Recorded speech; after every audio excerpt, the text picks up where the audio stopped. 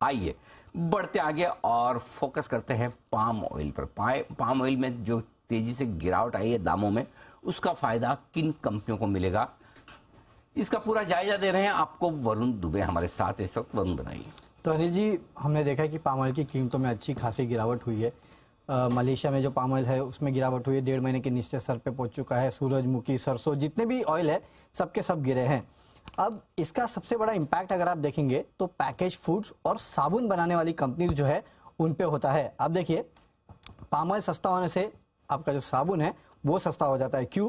क्योंकि साबुन बनाने में जो कुल खर्च है उसमें से करीब 20 से 30% के आसपास का खर्च जो है वो केवल पाम ऑयल का ही होता है। और इसमें 3 कंपनियां खासकर जो आपको फोकस करनी है, एक तो HUL, दूसरा गोदरेज कंज्यूमर्स और तीसरा है ज्योति लैब्स। क्योंकि ये जितनी भी कंपनियां हैं इनके कुल जो आय है उसमें से 18 से 20% के आसपास की आय जो है वो केवल साबुन यानी कि सोप से आती है।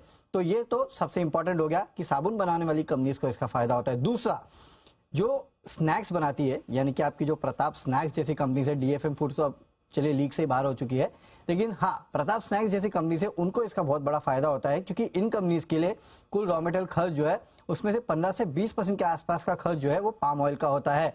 इनफैक्ट कभी कभी तो ज्यादा भी हो जाता है जिस तरह का प्रोडक्शन इनका होता है। और आपको याद होगा पिछले 3-4 क्वार्टर से आप देखिए जिस तरह से पाम ऑयल के दाम थोड़े थोड़े कूल ऑफ हो रहे थे, प्रताप स्नैक्स के मार्जिन जो है उसमें भी आपको सुधार देखने मिला था। तो अगली ये स्पेस है। तीसरी, बिस्किट बनाने वाली कंपनीज, क्योंकि जो पाम ऑयल का इस्तेमाल होता है वो बिस्किट बनाने में भी होता है। तो इसके लिए ITC ब्रिटानिया पे आप नजर रखेगा और इसके अलावा तमाम FMCG कंपनीज को भी इसका फायदा होता है। और हाँ, याद रखिएगा जो QSR स्पेस में कंपनीज होती है जैसे कि स्पेशलिटी रेस्टोरेंट हो गई या फिर रेस्टोरेंट ब्रांड हो गई, ये सब कंपनीज के लिए भी रॉ मटेरियल जो है वो पाम ऑयल होता है। हालांकि उतना सिग्निफिकेंट नहीं होता है लेकिन कुछ मात्रा में इनको ये भी इस्तेमाल करते हैं। तो यहाँ पे भी आपको नजर रखनी है। तो जितना FMCG स्पेस है वहां नजर रखेगा और साथ में गोदरेज एग्रोवेट और पतंजलि पे भी नजर रखेगा क्योंकि ये लोग पाम ऑयल को इंपोर्ट करते हैं। तो जाहिर सी बात है इनके लिए भी फायदे की बात है।